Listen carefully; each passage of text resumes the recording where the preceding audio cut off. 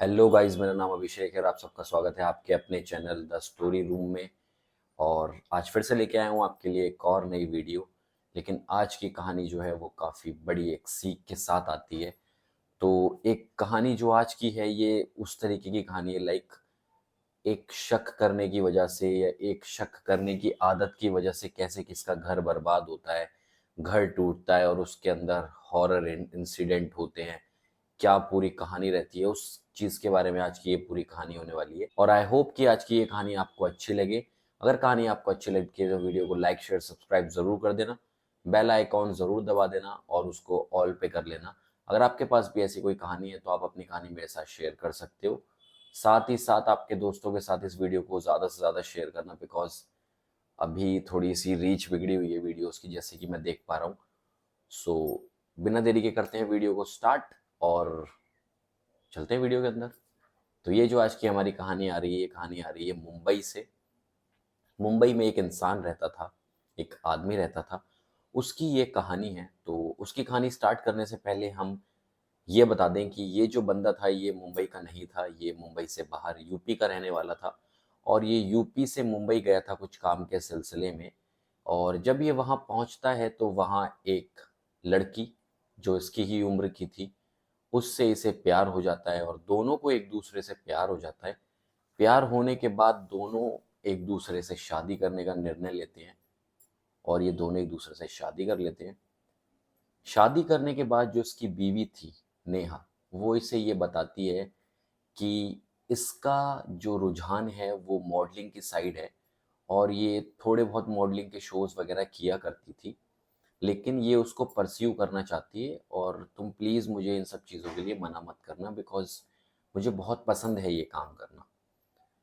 तो वो जो आदमी था, वो आदमी थोड़ा-सा पुराने ख़यालात का था। उसे ये सब चीज़ें इतना ज़्यादा समझ नहीं आती थी और ना ही उसे ये सारी चीज़ें इतनी अच्छी लगती थी। लेकिन अपनी बीवी का दिल रखने के लिए वो कह देता है कि ठीक है, अगर तुझे पसंद है तो तू कर लियो, कोई परेशानी नहीं है, लेकिन थोड़ा हिसाब से। मुझे ये सब चीज़ें थोड़ी समझ नहीं आती हैं, जिस तरीके से लोग आस-पास आके बैठते हैं या छोटे-छोटे कपड़े पहनने होते हैं और लोग एकदम से एक-दूसरे के साथ फ्रैंक हो जाते हैं, तो ये सारी चीज़ें जो है मुझे थोड़ा कम पसंद हैं। तो थोड़ा हिसाब से देख के करियो, तू कर ले, तेरा मन है अगर तो कोई प्रॉब्लम नहीं है। तो उनकी बीवी स्टार्ट कर देती है अपना मॉडलिंग करियर और काफ़ी शोज़ वगैरह उन्हें मिल रहे थे और वो शोज़ के लिए मुंबई के बाहर की लोकेशन पे भी शूट करने जाया करती थी। लेकिन धीरे-धीरे करके ना उनके पति को ये चीज़ें थोड़ी अच्छी लगनी और ज़्यादा ख़राब हो गई थी, बंद हो गई थी एक तरीके से, कि उनको ये लगने लगा कि यार ये तो मुझे बिल्कुल टाइम ही नहीं देती है और ये इतने छोटे-छोटे कपड़े पहनती है। तो एक दिन क्या होता है, नेहा का पति उसके साथ उसके शूट पे चला जाता है। अब शूट पे जाता है तो जैसे आपको पता होगा, शूट के लिए कभी कपड़े इधर करने हैं, कभी इधर करने हैं और सब चीज़ें मतलब सही रहनी चाहिए उसमें। तो एक बंदा स्पॉट बॉय जो था वो नेहा के कपड़े थोड़े ठीक कर देता है। तो इस बात पे उसका पति भड़क जाता है कि तूने हाथ कैसे लगाया रे? अगर कपड़े ठीक करने थे तो मुझे बताता, मैं ठीक कर देता। तूने हाथ कैसे लगाया? इस बात से वो बहुत ज़्यादा गुस्सा हो गया और वो अब धीरे-धीरे करके ना और ज़्यादा ही मना करने लगा। और उसने नेहा से बोल दिया कि यार देखो, अगर तुम्हें अब शूट करना है तो मुंबई के अंदर का ही शूट करना, बाहर के शूट लेना बंद कर देना। तो वो मान लेती है, उसको थोड़ा वियर्ड लगता है क्योंकि उसने पहले ही क्लियर की थी ये बात। लेकिन फिर भी वो अपने पति की बात मान लेती है, जब वो इतने प्यार से या गुस्से से कह रहा था, लाइक कि लड़ाई हो उन लोगों के बीच में, उससे तो बेटर ही है कि वो उसकी बात मान ले। उसने बात मानी और अंदर-अंदर के शोज़ लेने शुरू कर दिए मुंबई के। और उधर उसके पति का गुस्सा और ज़्यादा बढ़ता चला जा रहा था, लाइक वो बहुत ज़्यादा शक करने लगा था उस पे कि तू लोगों के साथ घूमने जाती है, तू कहीं शूट वगैरह पे नहीं जाती, तेरा कुछ ना कुछ किसी से चक्कर चल रहा है। अब इन सब चीज़ों के बीच में ना इन दोनों लोगों के 3 बच्चे भी हो गए थे। तो 3 बच्चे हो गए थे तो उसके बाद क्या हुआ, अब पहले तो उन्होंने ये कहना स्टार्ट किया उनके पति ने कि मुझे तो ये लगता है शायद ये बच्चे भी मेरे नहीं हैं। इस वाले बच्चे की शक्ल तो मुझसे नहीं मिलती, इसकी शक्ल तो उससे मिलती है, तेरा उससे कोई चक्कर तो नहीं है, और ऐसे और वैसे ये सब चीज़ें उन्होंने कहना स्टार्ट किया। तो जो नेहा थी ना, वो हार्ड वर्किंग थी, मेहनत करती थी, शूट करती थी, लेकिन वो बहुत ज़्यादा लॉयल थी अपने पति के लिए और उससे बहुत प्यार करती थी। अपने बच्चों के लिए, अपने पति के लिए, पैसा कमाने के लिए ही वो ये सब कर रही थी और उसे अच्छा भी लगता था ये काम करना। बस इसके अलावा और कोई बात नहीं थी, लेकिन उनका पति ये बात नहीं समझ रहा था। अब ये लड़ाई इतनी ज़्यादा बढ़ चुकी थी कि ये बच्चों से हट के अब बात इस पे आ गई कि मैंने तुझसे क्या माँगा? मैं तो सिर्फ़ तुझसे प्यार करता था, तेरे साथ शादी की। तू मेरे लिए क्या लेके आई? तूने तो मुझे दहेज में कुछ भी नहीं दिया। अगर मैं किसी और लड़की से शादी करता, तो मुझे दहेज में ये मिलता, वो मिलता, ऐसे मिलता और मेरा बहुत बढ़िया ज़िंदगी कट रही होती। तूने तो मेरी ज़िंदगी खराब कर दी। इन सारी बातों का प्रेशर नेहा के ऊपर बहुत ज़्यादा आ चुका था और नेहा पागल जैसी होने लग रही थी। डिप्रेशन में जा रही थी वो। उसने अपने डॉक्टर से कंसल्ट किया, तो डॉक्टर ने उनसे बोला कि देखो, या तो आप अपने पति को छोड़ दो और अगर आप अपने पति को नहीं छोड़ सकते हो तो जिस तरीके से, जिस बातों में वो खुश है, आपको वो चीज़ें कर लेनी चाहिए ताकि आपकी हेल्थ सही रहे। अगर हेल्थ ठीक नहीं रहेगी तो आपके बच्चों का क्या होगा? उसने कोशिश की अपने पति की बात मानने की, लेकिन वो लड़ाइयाँ दर-ब-दर, दिन-ब-दिन बढ़ती चली जा रही थी। तो एक दिन ऐसा आता है कि जब उसका पति और उसके बच्चे, तीनों बच्चे और पति बाहर गए हुए थे, तो ऐसे ही वो इन सब बातों को सोचते-सोचते अपने साथ कुछ गलत कर लेती है और वो गुज़र जाती है। अब जब वो लोग घर वापस आते हैं, उनके परिवार वाले, वो अपनी माँ को मरे हुए देखता है, वो अपनी पत्नी को मरे हुए देखते हैं, तो भाई सब लोग पागल हो जाते हैं। वो शक करता था अपनी बीवी पे, लेकिन वो बहुत प्यार करता था अपनी बीवी से, तो वो पागल सा होने लग रहा है कि मतलब यार ये क्या हो गया, तू क्यों चली गई और ये और वो। और उसके जाते ही नेहा के, उसके पति ने दारू पीनी स्टार्ट कर दी थी। वो तो अपना रोज दारू के नशे में रहता था। उसके 3 बच्चे थे, 2 लड़की, 1 लड़का। सबसे बड़ी लड़की थी, फिर एक छोटी लड़की थी, फिर उससे छोटा लड़का था। अब परिवार वाले आए, लोग आए और वो सारा जो क्रियाक्रम या जो भी चीज़ें होती हैं, वो सारी चीज़ें सही से की गईं। उसके बाद वो तो अपने अलग सीन चल रहा है, उनका बच्चे बेचारे रो रहे हैं अपनी माँ के लिए और उनका जो पति था वो अपना दारू के नशे में घुसता चला जा रहा है। रोज़ दारू पीता था और बस अपने कमरे में दारू ही पीता रहता था वो। एक दिन जब नेहा की 13वीं थी, 13वीं वाले दिन वहाँ रिश्तेदार आए हुए थे और उनकी बड़ी वाली बेटी अपने कमरे में लेटी हुई थी। सारे लोग कमरे में लेटे हुए थे, अलग-अलग। तो होता क्या है, लेटे-लेटे उसको ऐसा लगता है, बड़ी वाली बेटी को, लाइक किसी ने उसके सर पे हाथ रख रखा है और वो सर उसका सहला रहे हैं, लाइक, है ना? तो उसे ऐसा लगा उस टाइम पे अनकॉन्शियसली कि हो सकता है कोई मेहमान ने मेरे सिर पे हाथ रख रखा हो ताकि मुझे अच्छे से नींद आ जाए, इस टाइप से। तो भाई वो सहलाते रहे, बहुत देर हो गई हाथ सहलाते-सहलाते। थोड़ी देर बाद क्या होता है, उसे लगता है यार काफ़ी देर हो गई। वो आँख खोल के देखती है ना, उसे ऐसी झलक लगती है लाइक कोई उसकी माँ बैठी है। लेकिन ये तो वो जानती थी उसकी माँ की तो आज के दिन 13वीं है, उसकी माँ कैसे हो सकती है? वो डर के चिल्ला के उठती है। जब वो उठती है तो देखती है वहाँ कोई नहीं। लेकिन उसके चिल्लाने की वजह से जो लोग वहाँ आए हुए थे, उनमें से कुछ लोगों की नींद खुल गई और जब नींद खुली तो वो लोग भाग के यहाँ पे आए और उनकी लड़की ने पूरी सीन बताया कि क्या हुआ। जब उसने बताया तो फैमिली वालों ने बोला कि बेटा ऐसा हो जाता है, 13वीं वाला दिन जो होता है वो एक आखिरी दिन होता है, तो काफ़ी बारी आ जाते हैं वो चेक करने, अपने बच्चों से मिलने, अपने पति से मिलने, और आज आखिरी दिन था, वो तुमसे मिलने आई होंगी, बस और कुछ नहीं। एक चीज़ और बताता हूँ, जैसे उसका पति इतना ज़्यादा उसके ऊपर शक करता था, लेकिन जिस घर में वो रहते थे ना, वो सब का सब नेहा की कमाई से ही आया हुआ था। वो नेहा ने ही बहुत मेहनत करके पैसे जोड़ के वो घर लिया था, एक अच्छी सोसाइटी में।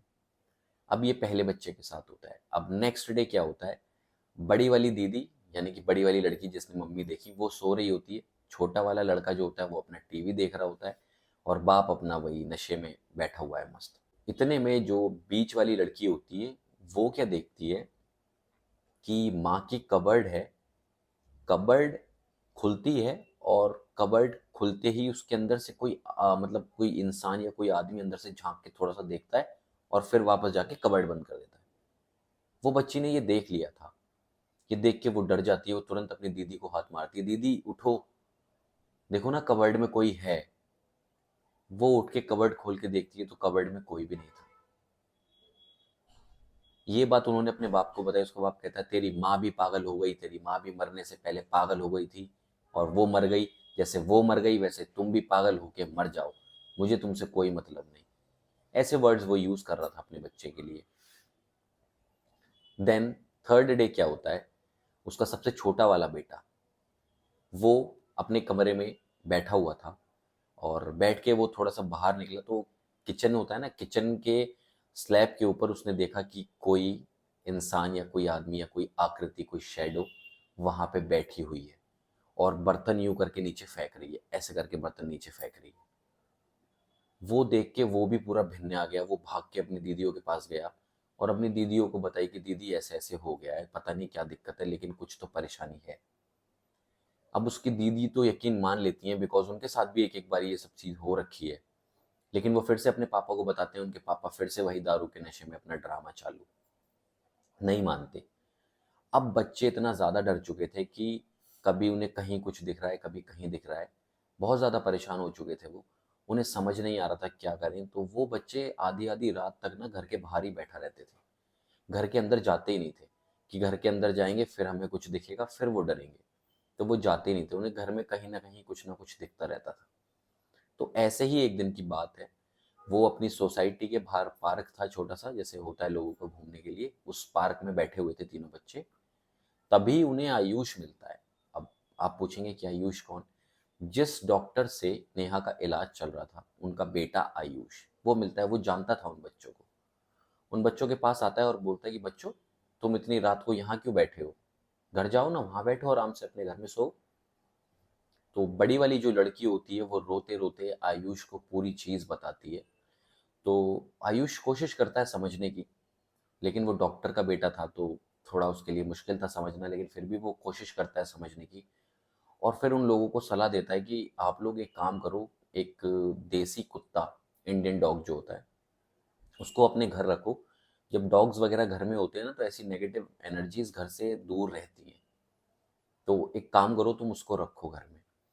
वैसे ही वो एक डॉग को अडॉप्ट करते हैं आयुष की बात मान के और उसे घर में रखते हैं। तो अब उनका कुत्ता आ गया था तो रूटीन उनका थोड़ा सा चेंज हो गया था।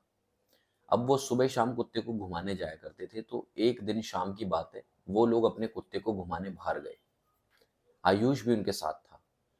कुत्ता जब वो घुमा रहे थे तो वो क्या देखते हैं कि सामने पार्क में एक पेड़ है, उस पेड़ के पीछे कोई खड़ा हुआ उन्हें बार बार ऐसे झांक झांक के देख रहा है कोई बार बार। ये चीज आयुष ने भी देखी। आयुष भी डर चुका था क्योंकि वो जो चीज थी उसकी आंखें बहुत तेज टिमटिमा रही थी। आयुष ने डरते हुए फिर भी आवाज मारी, कौन है वहां पे? क्या कर रहे हो तुम लोग? क्या कर रहे हो तुम? हमें देख रहे हो क्या? आयुष डरता डरता उस पेड़ के पास गया और चेक करने की कोशिश की, लेकिन उस पेड़ पे कोई भी नहीं था। फिर दोबारा वो आंखें उसे दोबारा दिखी, लेकिन अब की किसी और पेड़ पे। तो आयुष को ये तो समझ आ गया था कि इन बच्चियों के साथ कुछ तो चीज है जो इनके घर में भी इन्हें परेशान कर रही है और इनके पीछे पीछे बाहर तक भी आ रही है। अब वो भी डर गया था, लेकिन वो अपने घर वालों से ये बात नहीं कर सकता था, क्योंकि उसके घर वाले बोलते कि ये हमारे घर का मैटर नहीं है, तू क्यों इस चक्कर में फंस रहा है, पड़ रहा है। और ऊपर से वो डॉक्टर का लड़का था, तो डॉक्टर लोग साइंस में ज़्यादा विश्वास करते हैं, इन अंधविश्वास वाली चीज़ों पे विश्वास वो वैसे भी नहीं करने वाले थे। उसे समझ नहीं आ रहा था कि वो कैसे इन लोगों की हेल्प करे। उसने सोचा कि चलो ठीक है, जो भी है अब होगा देखेंगे। कुत्ता घुमाने के बाद वो लोग वापस अपने घर जब जा रहे होते हैं, तो वो तीनों तो अंदर घुस जाते हैं, लेकिन वो कुत्ते को जैसे खींच के अंदर करते हैं ना, अंदर चल अंदर चल, लेकिन वो कुत्ता अंदर जाने के लिए तैयार ही नहीं था। ऐसा लग रहा था कि वो कुत्ता वहीं पे जम गया है, किसी ने उसे वहीं चिपका दिया है। लेकिन जितना समझ आ रहा था, वो कुत्ता शायद किसी चीज से बहुत ज्यादा डर रहा था। अब वो डर रहा था तो आज के दिन क्या था, नेहा के पति ने थोड़ी कम शराब पी थी। तो नेहा का पति गेट पे आता है और कुत्ते को देख के बोलता है, अरे क्या है रे, अंदर क्यों नहीं चल रहा तू? कुछ नहीं बोला। और जब उसने ऐसा बोला तो उसकी सबसे छोटी वाली बेटी रोने लगी। शराबी था वो, लेकिन अपनी बेटी को रोता देख उसका भी दिल पसीज गया। उसने अपनी बेटी से पूछा, क्या हुआ बच्चे, बता मुझे, क्या बात हुई? तो वो रोते रोते वही सारी घटनाएं अपने बाप को बताती है। जैसे ही वो सारी बातें अपने बाप को बताती है, उसका बाप थोड़ा टेंशन में आ जाता है और समझने की कोशिश करता है कि ये क्या हुआ। एक चीज़ और जो मेन आपको बतानी थी, वो जो बार-बार चीज़ें उन्हें दिख रही थी ना, वो कोई और नहीं उसकी माँ ही थी। लेकिन अब आपको जैसे पता होगा हमारे हिंदुओं में कैसे होता है कि लाइक अगर कोई आदमी मर जाता है, किसी की डेथ हो जाती है, तो उसकी बिलॉन्गिंग्स, उसके कपड़े, उसकी चीज़ें जो हैं, हम वो सारी चीज़ें या तो दान कर देते हैं या उनको जला देते हैं। लेकिन यहाँ इस केस में उनके कपड़े उनकी ही कबर्ड में रखे थे और वो कबर्ड उन बच्चों के ही रूम में थी। इसी वजह से वो कबर्ड से रिलेटेड उनको ज़्यादा दिखता था बार-बार कि कोई है कबर्ड में, कोई कबर्ड के पास है। तो ये चीज़ थी। अब जब बच्चे अपने बाप को ये बात बताते हैं कि हमें ऐसे-ऐसे करके कोई दिखता है, मम्मी दिखती है शायद, तो वो थोड़ा यकीन करने की कोशिश करता है। इतने में ही बच्चों के कमरे से अंदर से ऐसा लगता है किसी ने बहुत ही तेज कबर्ड को पटका है। ये आवाज़ सुन के वो चारों के चारों लोग डर जाते हैं और उन्हें ये तो पता था कि ये कोई इंसान का काम नहीं, क्योंकि सारे के सारे चारों के चारों लोग तो गेट पे खड़े हैं, अंदर घर में कोई है भी नहीं। तो ये कैसे हुआ? वो लोग डरते-डरते अंदर वाले कमरे में गए और कमरे में जाके उन्होंने क्या देखा कि वो पूरी कबर्ड मुड़ सी गई है, टूट सी गई है और उसके अंदर से सारे कपड़े निकल के बाहर पड़े हुए हैं। वो लोग सब डर गए, वो सब लोग घर से बाहर निकल गए। तभी नेहा का पति एक पंडित जी से कांटेक्ट करता है और उनको ये पूरी कहानी बताता है। तो पंडित जी उनके घर पे आते हैं, सबसे पहले बोलते हैं कि ये सारे के सारे कपड़े उठाओ और या तो इन्हें दान करो या फिर इन्हें जला दो। तो पूरे रीति रिवाज से, तरीके से उन सारे कपड़ों को जला दिया जाता है और कपड़े जलाने के बाद जो नेहा की आत्मा होती है वो स्वर्ग या नर्क अपने कर्म के हिसाब से उस जगह पे चली जाती है, उसकी आत्मा को मुक्ति मिल जाती है। और नेहा के पति को भी ये समझ आता है कि वो कुछ ज़्यादा ही नशे में रह रहा था, अपने बच्चों को भूल गया था। अब उनकी माँ नहीं रही है तो वही उनका बाप है और वही उनकी माँ है। उसको अपने बच्चों की देख-रेख करनी है, अपने घर की देख-रेख करनी है। उसने शराब पीनी छोड़ दी और उस दिन के बाद से अभी तक कोई भी ऐसा इंसिडेंट दोबारा नहीं हुआ है। वो सब लोग सेफ हैं, सही से रह रहे हैं, जी रहे हैं अपनी ज़िंदगी अच्छे से। यही एक कहानी थी जो मैं चाहता था आपको सुनाना। आई होप ये कहानी आपको अच्छी लगी होगी। अगर ये वीडियो आपको अच्छी लगी हो तो वीडियो को लाइक, शेयर, सब्सक्राइब कर देना। अगर आपके पास भी ऐसी कोई कहानी है तो आप अपनी कहानी मेरे साथ ज़रूर शेयर कर सकते हो। मेरी इंस्टाग्राम या मेरी ईमेल पे जाके अपनी कहानी डिस्क्रिप्शन में लिख के मुझे भेज सकते हो और मैं कोशिश करूँगा उसे नरेट करूँ अच्छे से अच्छे तरीके से। और इस वीडियो को अपने दोस्तों के साथ भी आप शेयर कर सकते हो जिनको ऐसा कंटेंट पसंद है। मैं मिलूंगा आपसे इससे नेक्स्ट वीडियो में कल। तब तक के लिए अपना ध्यान रखें, अपने परिवार का ध्यान रखें, खुश रहें, हंसते रहें। मिलूंगा नेक्स्ट वीडियो में, तब तक के लिए शुक्रिया। Bye bye.